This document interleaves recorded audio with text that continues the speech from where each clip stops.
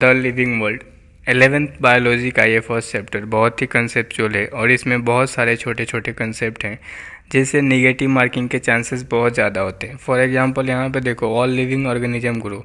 यहाँ पे एक पॉइंट लिखा है कि increase in mass and increase in number of individual are twin characteristics of growth. एक और पॉइंट इधर आपको देखने को मिलती है कि जो यूनिसेलुलर ऑर्गेनिज्म है ग्रो बाय सेल डिवीजन। तो जो यूनिसेलुलर फॉर एग्जांपल अमीबा है, तो अमीबा यूनिसेलुलर होता है और डिवाइड करेगा तो वो दो में डिवाइड होगा, तो उसका रिप्रोडक्शन और जो सेल डिवीजन होता है वहाँ पे एक पॉइंट लिखा है कि in majority of higher animal and plant growth and reproduction are mutually exclusive event. तो एनसीईआरटी पढ़ना इसलिए आपको इम्पोर्टेंट हो जाता है क्योंकि इससे छोटे छोटे पॉइंट से आपको क्वेश्चन पूछे जाते हैं और ये अगर आपने ध्यान नहीं दिया तो आपको नेगेटिव मार्किंग। एक और पॉइंट है, जैसे यहाँ पे देखो प्लेन एरिया, जब आप एनिमल किंगडम में पढ़ोगे तो वहाँ पे आप प्लेन एरिया एग्जांपल पढ़ोगे तो वहाँ पे आपको ये नहीं लिखा है कि प्लेन एरिया में ट्रू रीजनरेशन होता है, पर यहाँ पे वो लिखा हुआ है। तो आपको अगर ये चैप्टर अच्छे से नहीं पढ़ोगे तो आप ये क्वेश्चन गलत करके आओगे और ये नीट में पूछी गई क्वेश्चन है, तो इसलिए भी ये चैप्टर बहुत इंपॉर्टेंट होता है। एक और पॉइंट यहाँ पे देखो कि जो नॉन रिप्रोडक्टिव चीज़ें हैं, मूल्स, स्टेराइल, वर्कर बीज, तो ये सब आपको ध्यान रखने हैं।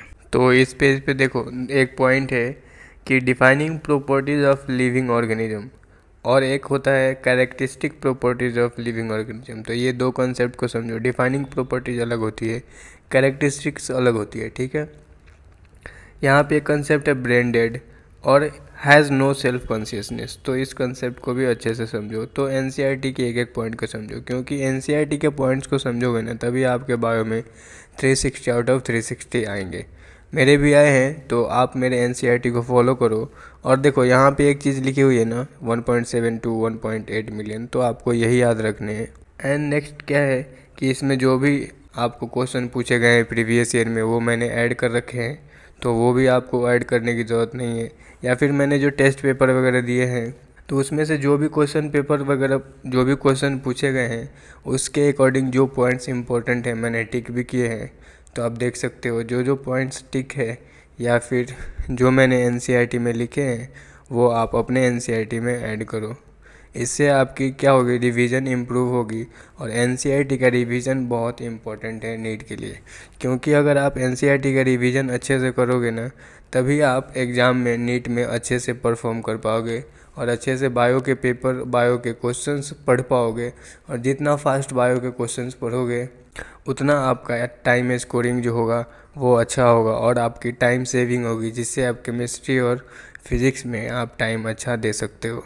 तो उसका बेस्ट ऑप्शन यही है कि आप एनसीईआरटी की लाइन पढ़ो, क्योंकि जो क्वेश्चंस आते हैं ना वो एनसीईआरटी की लाइन से ही आ रही है और बहुत इजी क्वेश्चंस आते हैं। तो जैसे कि आप देख सकते हो मैंने जो इम्पोर्टेंट एनसीईआरटी की ही लाइन है वो भी मैंने बाहर लिख रखी है। उससे क्या फ़ायदा होता है कि अगर आप एनसीईआरटी पढ़ते हो तो आपका रिवीजन थोड़ा फास्ट हो जाता है और आपको पता चलता है कि ये पॉइंट आपको याद रखनी है। अब देखो यहाँ पे भी मैंने कई सारे पॉइंट्स ऐड कर रखे हैं ऑलरेडी। ये एनसीईआरटी में लिखी हुई है कॉन्वोल्यूलेसी एंड सोलेनेसी। तो ये मैंने बाहर इसलिए लिखा है क्योंकि ये आपको कंफर्म 100% याद होने ही चाहिए। अब ये जो डायग्राम है यहाँ पे मैंने ऑलरेडी लिख रखा है हायर एंड लोअर और नो कॉमन कैरेक्टरिस्टिक डिग्री।